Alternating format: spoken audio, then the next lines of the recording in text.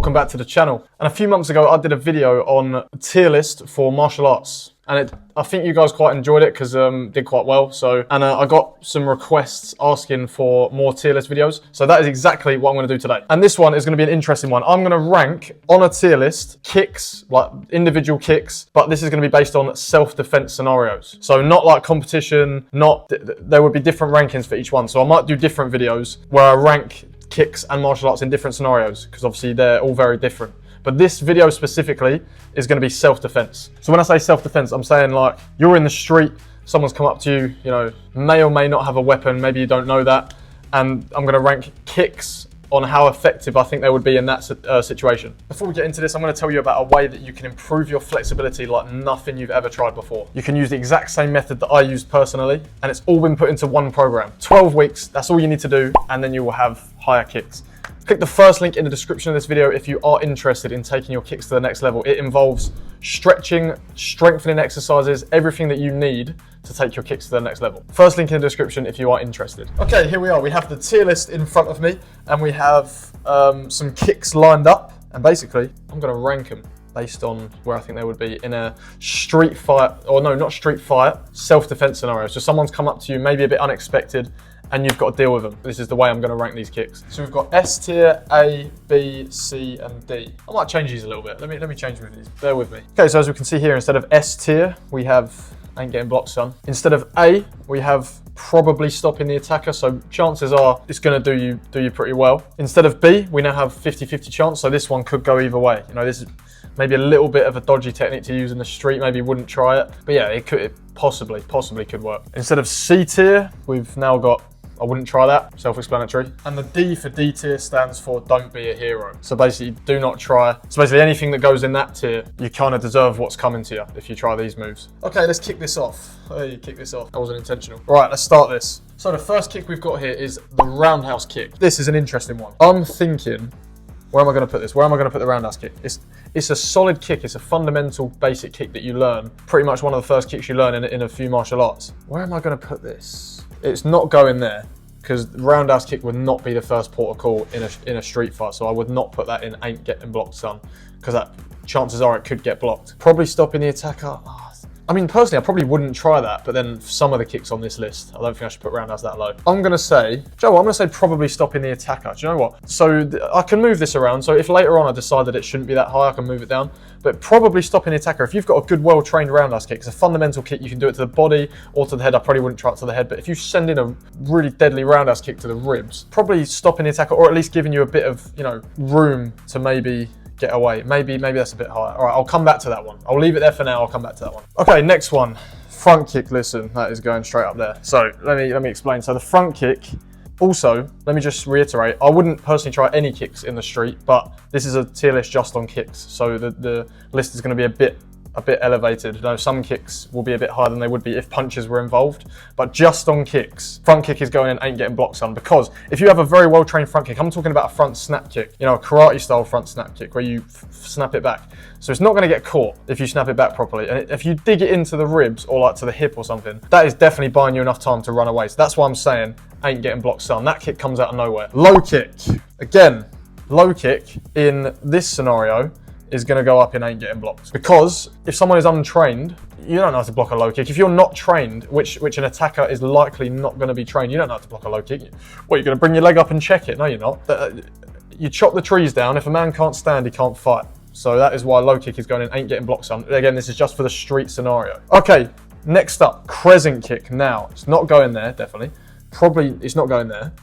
50-50. No, I wouldn't try that. I wouldn't try a crescent kick. The only reason it's not in the bottom one is because I believe a crescent kick could possibly be used if it's executed like really well. I mean, I guess that could be said for all kicks, but crescent kick, you can sometimes maybe use it to take away like a guard of some sort, or it's good to, if you want to keep your distance and keep your hips back. And am I really going to demonstrate a crescent kick in my pajamas here? Again, if someone's coming onto you, you could quickly crescent kick them and maybe swipe them across the face. Again, I don't know why you wouldn't just use a front kick in that scenario. Anyway, crescent kick, I probably wouldn't try that because there are a few moves that I would do in place of that. Like the front kick is not too dissimilar from the crescent kick, and I'd probably go for a front kick every time over a crescent kick. So that's why that's going, I wouldn't try that. Next up, also, by the way, I don't know why it's got these little like symbols next to like some of these things. But anyway, Anyway, regardless. Oblique kick. Now, where am I putting the oblique kick? It's a nasty kick.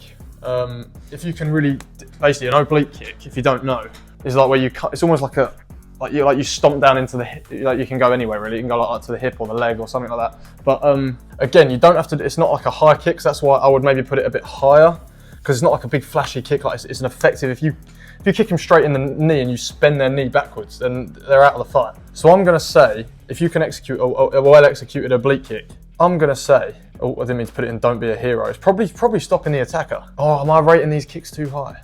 No, do you know what? Roundhouse kick is getting moved down to 50-50. Because now that I've looked at these kicks in the top one and the second one, roundhouse kick does not belong there. That's 50-50 because a roundhouse kick could go wrong. Because oh yeah, actually, I forget about if you hit the elbows, then you're putting yourself out of action. So roundhouse kick is going 50-50. Oblique kick is probably stopping the attacker. If you get a nice oblique kick in the shin or, you know, like bend their knee backwards like I just said, probably stopping the attacker. So that's why that's going up there. Next one, 540 turning kick. Yeah, don't be a hero, mate. Don't try that. Don't go trying any flashy 540 turning kicks. And I'm not demonstrating one of these in my living room because no, there's a lampshade up there. I'm not doing that. But yeah, also I can't actually do it that well anyway, so it probably wouldn't look pretty even if I was in the dojo. But 540 turning kick, don't be a hero, don't try it. It's too flashy, it's too risky, and also imagine trying to land on one leg after a little like spin kick. No, yeah, just don't do that. Back kick, listen, it's going up there, I ain't getting blocked, son. You know, if you've watched my videos, then you know how I feel about the back kick. It's a love-love relationship. It's not a love-hate relationship. I never hate it. The back kick is honestly the greatest kick to ever grace the earth. In fact, I'm putting it right in front of low kick. No, right front kick, sorry. It's going right in front of front kick. Honestly, people say you shouldn't spin in a fight, and honestly, they are right. But the back kick is my personal favourite kick, so that is going, ain't getting blocked, son. If someone's running at you and you just flick a back kick at them, crush their ribs, no one's going to fight with a pair of crushed ribs, are they? So yeah, back kick, ain't getting blocked, son. Tornado kick, now this one is different because I don't want to put it down right at the bottom. I would say I wouldn't try that. It's not going right down the bottom because a tornado kick, in my opinion, would be a lot more effective than a 540 turning kick, because a tornado kick is just like a 360 turning kick. And I've seen people get a lot of power into that. And it's not even that unbalanced either. If you're like good at it, if you've trained it, it's not that unbalanced. You can like really whip it around and flick. So that is why the tornado kick is going, I wouldn't try that. I just absolutely hyped up the tornado kick and then I put it in, I wouldn't try that. No, I'm not going to give it 50-50 chance. I'm not going to put it in the same bracket as a roundhouse kick because that would be a bit unfair on the roundhouse kick. So tornado kick, I probably wouldn't try that, but again, it's not the worst thing you could do in a street fight. 540 spin kick, again, that's going right next to the 540 turning kick for the same reason. Too flashy. You don't want to be trying that stuff, you know? You don't want to be trying to be a hero is exactly what the bracket says.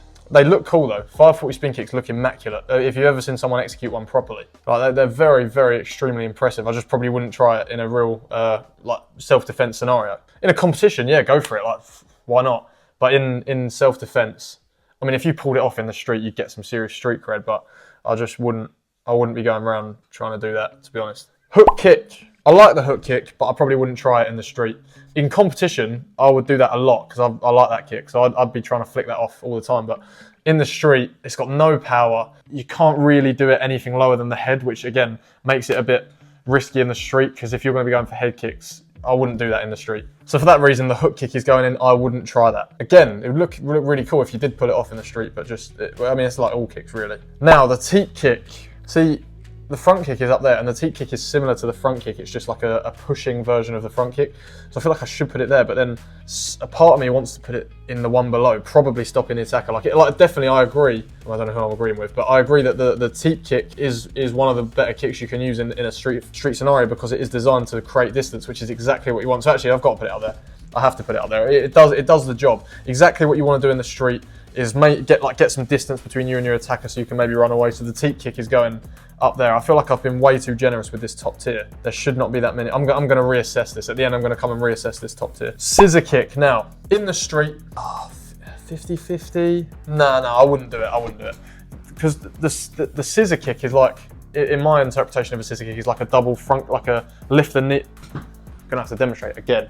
It's like when you lift the knee, you know, like one of them bad boys.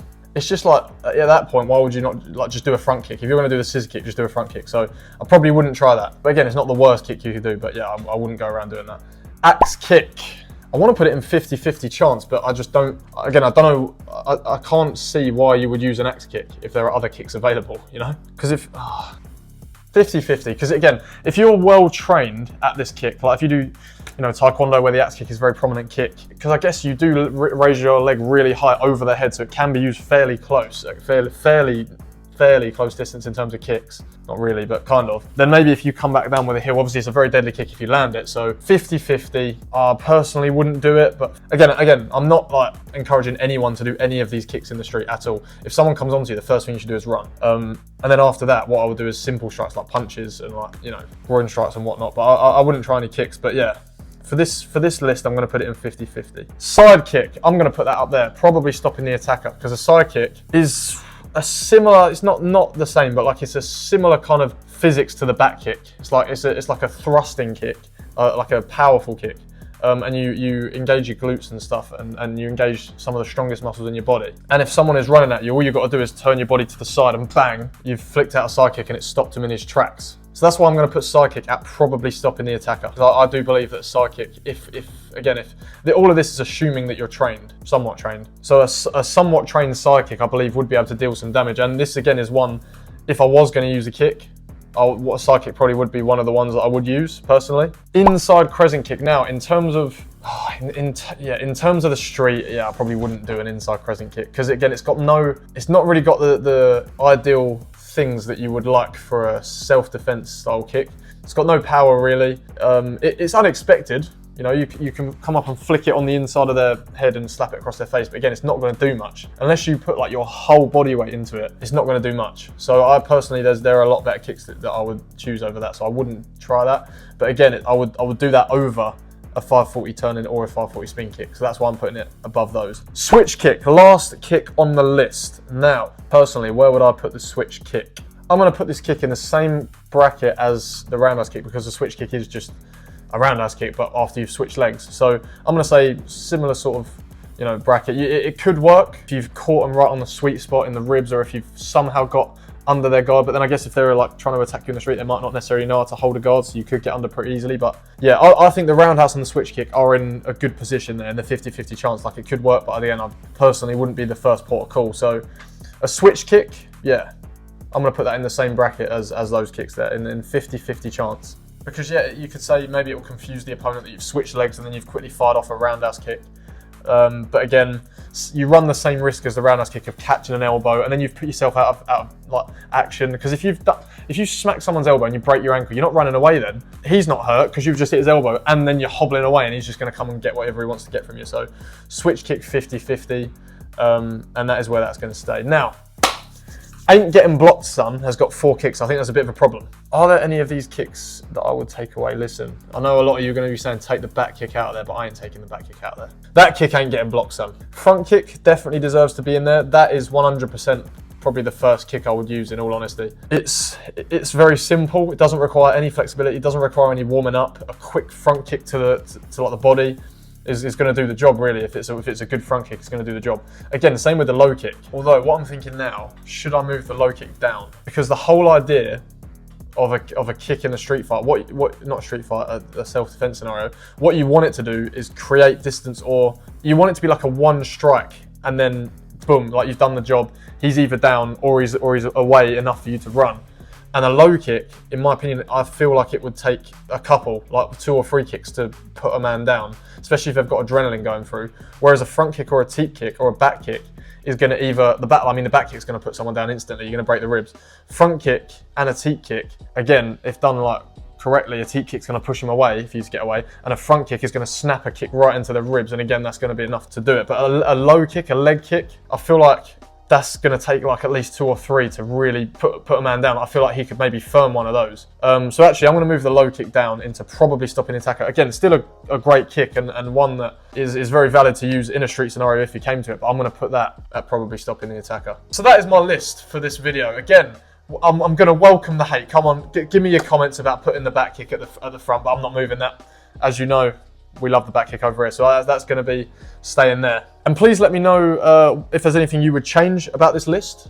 can imagine what one of them's going to be. But please let me know what you think of this, whether you agree, whether you disagree. And also let me know what other tier lists you'd like to see me do. Anything. I'm down to do, obviously martial arts related, but I'm down to do any kind of tier list because these are the videos I actually enjoy doing quite a lot. I really like doing the martial arts one. I might do another one of those. So let me know what sort of tier list videos you'd like to see me do and any reaction videos, anything like that. And yeah, thank you for watching this video. Please subscribe if you haven't. We're really trying to push for 2 million subscribers now. Drop the video a like if you did enjoy. And again, first link in the description of this video if you do want to check out my flexibility program. Thank you for watching and I'll see you in the next video.